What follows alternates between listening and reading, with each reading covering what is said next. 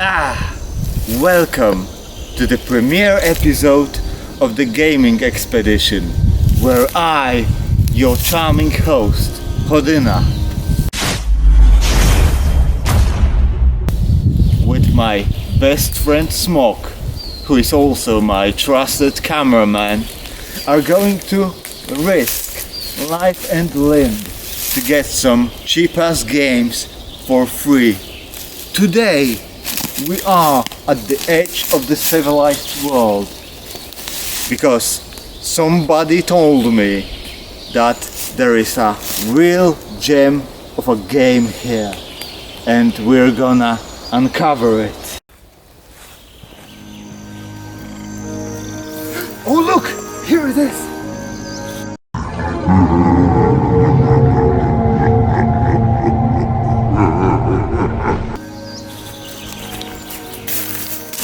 Look at this beauty! We have to be very careful as I'm sure it is trapped.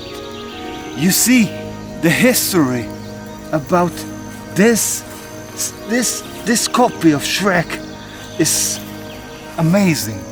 You see, some Chevians, while invading those lands, once got lost, and the only thing they had was this copy of Shrek. Look at it, it's still foiled, pristine, for 25 years unopened. How is it possible? I don't know. Well, luckily they aren't the sharpest tools in the shed, so we should be able to grab it by trading this piece of crap. Careful. Oh fuck.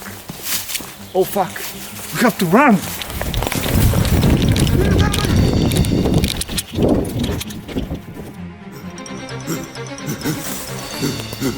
You hear that?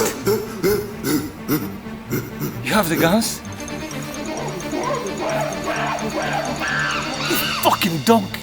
Shit!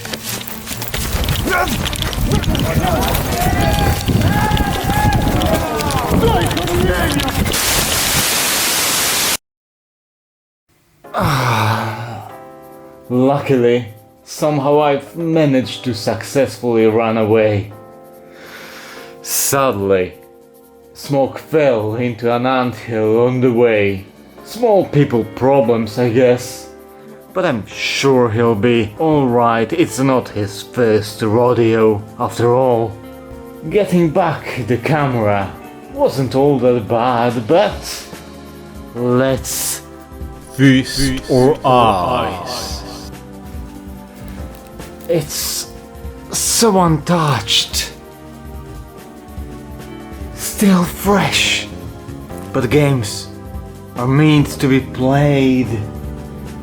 So that's why I'm going to turn this priceless piece of gaming history into just an ordinary bunch of plastic that's worth like $350.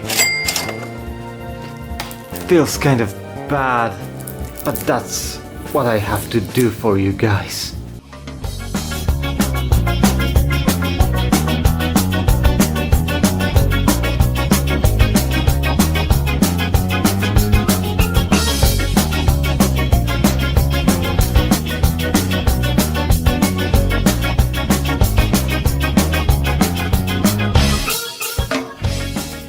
Let's once more admire the box art.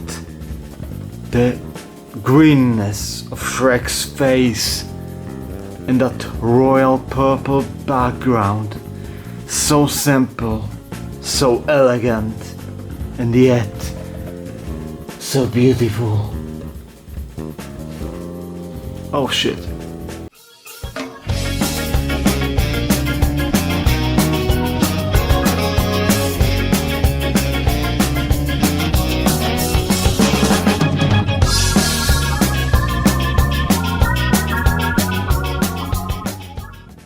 And here it is, moments before its first time in the console. I still can't believe that I'm holding one of the launch games for the original Xbox which, by the way,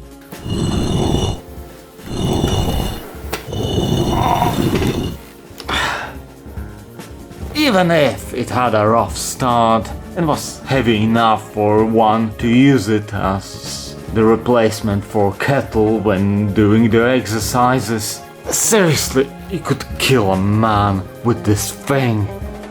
And I'm pretty sure that someone did just that. So, let's see if this baby can hold the revolutionary experience that was Shrek. Because yeah, I bought this console a while ago mainly to try Shrek the way it was intended to be played. You see, it's actually one of the games that can't be emulated by 360, and the emulators still display some visual glitches, so I would say it remained Xbox exclusive.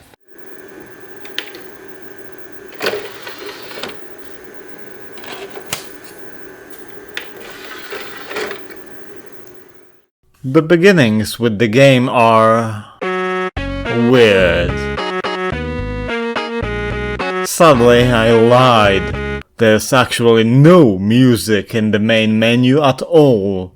You just look at the freeze frame from the movie, which makes the whole thing feel like a placeholder. And while I can excuse using the one with Shrek, seeing the dragon or Lord Farquaad was kinda misleading. Because, as the intro will shortly reveal, Shrek for Xbox isn't a retelling of the movie, it's a sequel, kinda, more like a guided adventure.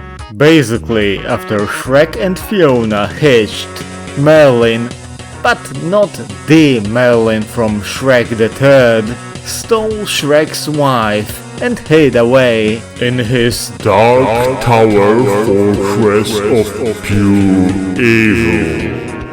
Shrek can't really go in there from the start because of the evil fog. To disperse it, he needs to do 25 out of 36 good deeds, which are the game's equivalent of power stars, or any main collectible from another game. So, Shrek is a collectathon, only not really. It's complicated. I'm not going to harp on the intro though, it was pretty decent, even if it was just a bunch of still images mostly. Then, the game takes the player to Shrek's swamp, the only location from the movie, which acts as a tutorial explaining all tools that are available to the titular ogre. The first thing that one will probably notice is that your running speed is really high. Only to realize that I lied again and that's the regular speed. Keeping the run button pressed will send Shrek into overdrive. It's just so weird to see someone of Shrek's size sprinting as fast as he does here. I would say that there's so much to do, so much to see, but that would be a lie. Shrek's swamp is frighteningly empty. No collectibles, no NPCs. Sad as it is, well modeled and could be a decent level in another game. But there's a tutorial to clear. The player learns how to do a regular jump, then a wall jump, which you can do twice in a row before having to land on the ground. And I have to say, the concept of wall jump based exploration puzzles made me quite hyped for the things to come. Oh boy, I'm clearly not the sharpest tool in the shed. Then there's combat training. Shrek has 3 standard moves: kick, punch, and a grab.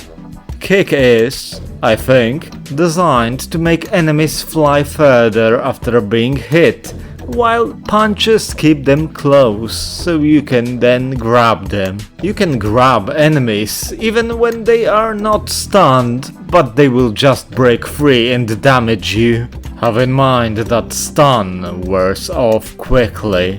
While nothing special, combat seems completely fine at the moment, but it's just an illusion caused by the air of the tutorial. The final lesson is farting and burping. Yep.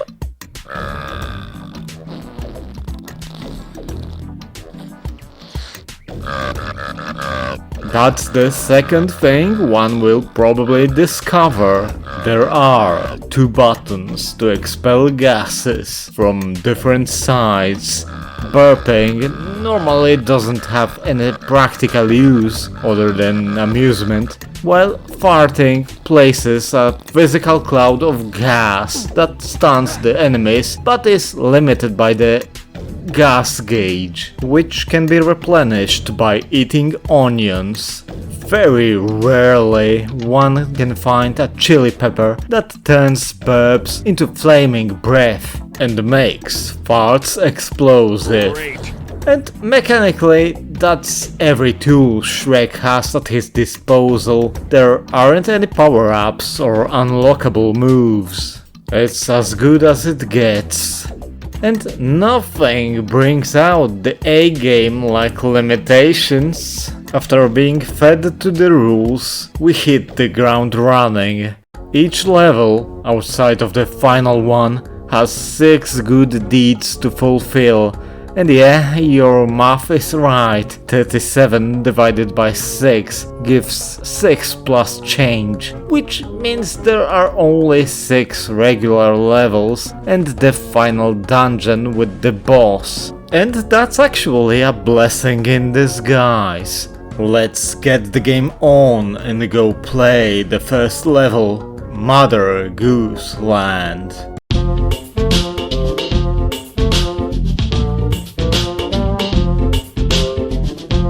Honestly, it's pretty solid, colorful, simple enough, and with a fitting theme. The level itself is quite tiny, something that's actually true for nearly every level, but again, not spoiling, but that isn't completely a bad thing. Starting a level opens up the Book of Good Deeds, where one can check the objectives that award Shrek good deed points. Each one has a simple narration that comes up with a storybook picture. Shrek grabbed one of the ice cream guards and gave him a good shake. Hey, stop! It's the ice cream queen! She's the one to blame! She was trying to cause the molasses sewers to explode. I enjoyed that. Even if the writing is quite shoddy, it's still quite charming and adds flavor. Too bad that we don't really meet the NPC quest givers. It makes the worlds feel even more sterile. And believe me, the ice the game was skating on when it comes to this aspect was already pretty thin. I'm not even sure where I should start, but I might as well swim. When starting Shrek, I was 100% sure that it was created to fulfill the role of the colorful console platformer where you collect loads of stuff while doing mini objectives and mini games. And it does that, but only partially. You see, there's nothing to collect. Well, outside of Easter eggs, collecting which is always on the objective list of every land. They are either well hidden or in plain sight, but really annoying to get. And to a lesser degree, evil fairies that are actively running away from you. They are a mixed bag. Some will straight up fly into you, while others are extremely tough to catch and will cause you many painful instances of backtracking. And that's all. No coins, gems or any other lesser collectible to keep you occupied and inject dopamine into your brain. There are sparsely peppered hearts and onions to restore life and gas respectively, but that's just lame. It's as if the developers forgot that collectibles also function as mini way signs, pointing players to new parts of the map or other points of interest. Not to mention that they just make worlds feel less empty. Outside of Shrek, there are also enemies and neutral objective-related characters. And that's all. Even then, the total amount of characters in each land could be counted on both hands and feet, probably. To make it so that the players won't be bored upon dealing with the enemies, they've made them unkillable. The best you can do is to stun them and yeet them somewhere. Stuns are like 5 seconds long and you can't refresh them by just beating the unconscious enemy more. You have to wait until they wake up and then beat them up again. And it's not that beating them up is hard, as it's less complex than many beat 'em ups from the NES era. It's that you have to hit someone at least 4 times to stun, no matter if it's a knight, rat or a chicken. It's so unsatisfying that Shrek, who IRL would knock out a man with a single punch, if not straight up kill them, is so underpowered in this game. Outside of being required in some good deed tasks, there's really no sense in fighting the enemies, as they will just get up after a few seconds. On the other hand, every enemy will rip Shrek apart in just a few hits, and if you die, well, you'll just be booted to the map screen again and have to start the stage from scratch, losing all your progress, even if you were seconds from finishing your task. Fun. So yeah, Shrek is super fast, his attacks are weak, and he can be beaten down by a chicken. You have to admit that doesn't exactly scream Shrek. Imagine ruined! The first objective is helping Bo Peep, who was in Shrek comic book by the way, corral her sheep. Easy peasy. Until you realize that there's a wolf who will try to steal the sheep to misplace them somewhere on the farm. It's not hard, but it's annoying, because before you'll grab another sheep, the stun will wear off and he will set you back again. You can just grab the sheep and kick them into the corral to cut off the time, but the wolf will still remain quite annoying. Other available objectives involve saving the egg kids from being groomed by Humpty Dumpty, who obviously looks different than his Puss in Boots self. It's pathetically easy and quite similar to corralling sheep. And if you want to play the game, you better get used to the fact that a lot of objectives involve grabbing and carrying characters. I mean, back in the day it was a kind of fun and rarely seen mechanic, but its novelty quickly wears off. Next, two good deeds require using the gimmick of the stage. Punching the clock tower changes the time to night. But you have to hurry, as it stays like that for only 40 seconds. So you will be done with both of the objectives in less than 80 seconds. Because they are easy. You have to wake up 3 guards who are just a few zooms away. And then there's farting on a dancing cow. Well, I wanted to mention it because when else would I be able to say that sentence?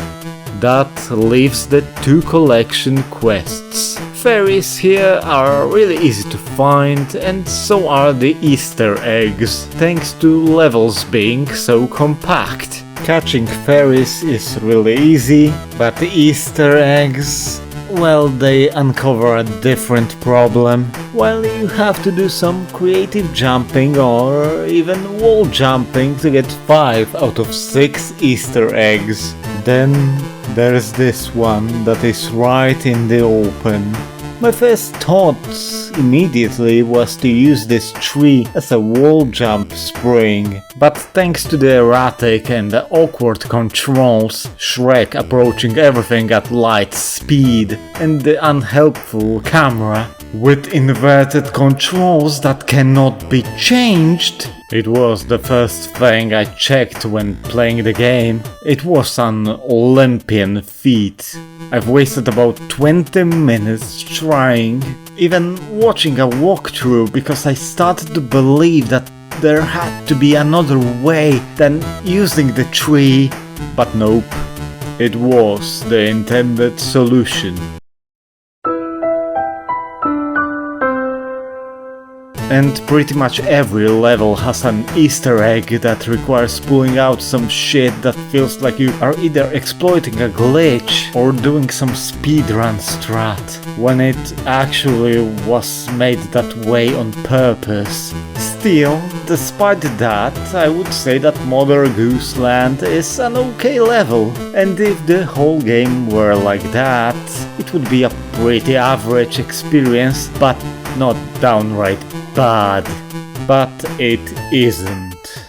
The other level available from the start is the Industrial Park, which is, well, it's just as compact, but somehow feels even more empty, and it's further ruined by how annoying it is to get back to the beginning section. That last part made me actually change my initial plan of completing every single good deed, because getting back to the first section of the stage just to be able to try and fail to catch that one fairy broke me. I'm over with taking the back streets. My world is on fire. How about yours? The hopes of gameplay getting better faded away during the second level. The gross brownish color palette didn't really help. That's also really sad. Back in the day, the game was praised for being quite impressive when it came to the graphics, Shrek's vest and bump mapping being the main object of admiration. But it is all ruined by how off and uninteresting the characters and locales look. Same with the drab colors. Seriously, most of the NPCs clash with the aesthetic present in the movie, which makes sense when you know the context associated with the game's production. Anyway, tasks this time involve turning off all the factory whistles at the same time, which is really similar to the ship problem. As soon as you punch one, every worker will flock to turn it on again, so you have to be smart about it and bait them to one place. There's another good deed like that here. You have to turn the generator on, which will lure workers to turn it down. And with how ineffective Shrek's attacks are, it's a mess. They will just start coming and they don't stop coming and they don't stop coming and they don't stop coming. Well, unless you turn off some whistles along the way to divert their attention, then the event basically solves itself. By the way, I forgot to mention that, but when you finish a good deed, you're automatically booted to the map, so don't try to do multiple things at once. On the higher level, we have our first boss fight. Kind of. There are these two guys, and you have to push the bigger one out of the ring 3 times in a row. Leaving the ring will reset your score. It's easy, but it showcases just how bad the combat really is. Finally, you have to grab 3 specific enemies and throw them to the cement containers. Pretty straightforward, but it took me a while to find the final one, as you have to throw the enemy to the higher level, which can be tricky. Overall, outside the weird girder climbing and Extremely annoying fairies, it wasn't all that bad. As every 5 good deeds unlock another level, the player has quite a leeway in choosing what they want to do. Prince Charming's castle is a cramped, fairly linear level that is completely indoors. Of course, seeing how the game precedes the sequel movie, Prince Charming is really quite different. 2 of the tasks involve him. The first one requires you to carry him through the whole level to his wife's chamber, and with him shaking off the stun every 5 seconds, it's a chore. Especially with the fact that every hit from an enemy makes you drop whoever Shrek is carrying, and there are a lot of enemies that will chase you down here. The second one is also quite frustrating. First you have to find 3 jesters and carry them to the throne room. This level makes use of the chili pepper, which allows you to cause a fart explosion to send jesters flying for the prince's amusement, if you can get to them in time and perform the maneuver. Also, it's a great opportunity for me to whine about the Xbox controller. While I love the console itself, its controllers, even the newer ones, were a mistake. With how there are only 2 triggers instead of the usual 4, and some important buttons being placed in the lower right part of the controller where your fingers can't really comfortably reach them. It was a choice, alright. It causes players to simply not use certain moves at all, until they have to use them. Good thing they've got better with 360's controller, even if I'm not the biggest fan of it. Other than performing the true comedic gold of exploding 3 jesters in front of their prince. There's also rat cooking. You can use the chili pepper, or just punch them into one of the torches, that works too. Collecting quests for once are super easy thanks to the level's linearity. Then there's kicking prisoners through the window in the dungeon. Conceptually, it's clever and quite funny. It wasn't even all that annoying, but the prisoners, if you ever beat them by accident, will run away from you. And with how skinny they are, and how they kind of blend in with the bland surroundings, even though the level is small and linear, good luck finding the final prisoner, and then try to get through the swarms of the enemies. And if you kick the prisoner from the wrong spot, he might get stuck on the window and you'll have to start over again. Fun. Oh, and to torment you more, the music loops for each stage are downright irritating. What's weird is that in isolation they are actually quite alright, if nothing special, but in tandem with the game, you feel like it is mocking you even more. But that's perhaps just the aura of the game, as the tracks are serviceable, and in isolation I could appreciate some bits of the soundtrack provided. The crypt was the level that broke me. While its layout can be annoying, and the smallest mistake while jumping, or just forgetting for a while that Shrek is a force of nature while moving, will drop you to the lowest level, erasing a minute or so of progress, the level wouldn't be that bad. But then there's the gimmick. The fact that it is nearly pitch black, and while the lightning bolts give you a bit of brightness every few seconds when you're outside, The insides of the crypt are a nightmare to navigate. Yep, what a concept. Sure, I could just watch the walkthrough and replicate it, but to be honest, what's the point? So I just did the only deed that you can complete while being on the surface, stopping all witches in their tracks by farting on them. I then tried jumping around in the lower crypt, being unable to find the final nest of bats and quitting the level as I felt the need to get myself away from this place. Somebody who thought that making a level into a blindness simulator really should get a raise or something. He was ahead of the curve. I was pretty much fed up with the game when I went to the sewer level, because that's something that enriches every game. It's longer and a lot more complex than the previous levels, with tricky jumps and plenty of hard to reach places where the mission objectives are hidden. I simply did the mission where you collect engineers who wouldn't shut up for a moment. Drop me, please. And then I came to a conclusion that I don't want to suffer anymore.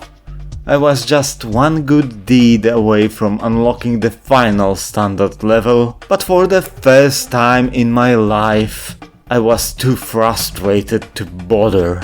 Didn't make sense not to live for fun, and Shrek is definitely not fun. After finishing the first world, you have practically seen everything that was worth seeing. The further you go, the more pain you'll suffer.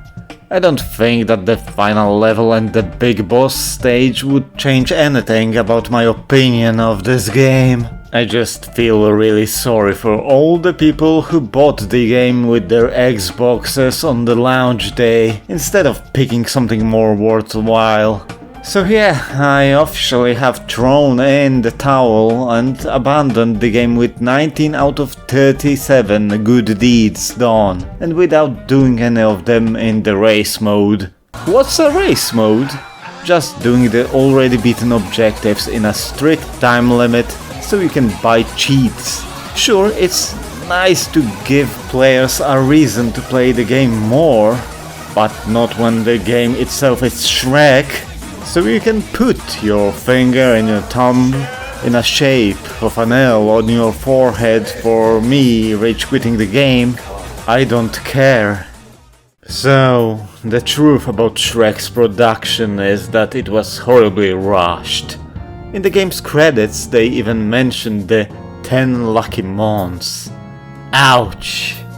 They really wanted it to be ready for the Xbox premiere, huh? I mean, that was kind of no-brainer seeing that Shrek is green, just like Xbox, but couldn't they make the game follow the movie more? It feels like the game was an asset swap with Shrek being put in at the last possible moment, and that's actually quite likely scenario looking at how off everything is. Then again, by the merit of being associated with a big name and being one of the first games on Xbox, it sold surprisingly well despite bad reviews. But the fact that they actually ported the game to a GameCube just blows my mind. You get 2 more levels in that version, but really it's still Shrek. At least they have aborted the PS2 port. I don't blame the developers. I'm sure they wanted the game to be good. I wanted that too. Also,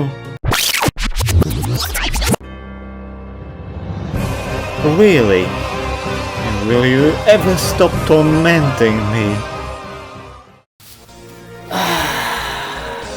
So this expedition was a failure. I got my hands on an object so cursed that it completely broke down my completionist spirit, and it was first instance since very long time where I played a game that I completely disliked. The fact that I played it a lot longer than I did the new Monster Hunter game saddens me greatly, but At least I've learned some life lessons. 1. If the majority of people tells you that the game is shit, don't try to taste it thinking that it's gonna be a gourmet meal. It's gonna be shit. I thought that this game is going to be rough around the edges, misunderstood title, that is fine. No, it wasn't. It was actually worse than the people were saying. Not all that glitters is gold, apparently. 2. There's no reason to really play and max out a game that you really hate. There are so many outstanding titles that to play them all, nobody would have enough lifetime. So why bother with badness or mediocrity if you can pick some true all-stars? Sometimes it's fine to just let things be and walk away, thus preserving your time, strength and sanity. And 3. Always remember to have a gun with you at all times. It makes things easier in life. So anyway, don't let the world roll you, and always shoot for the moon. Thanks for watching.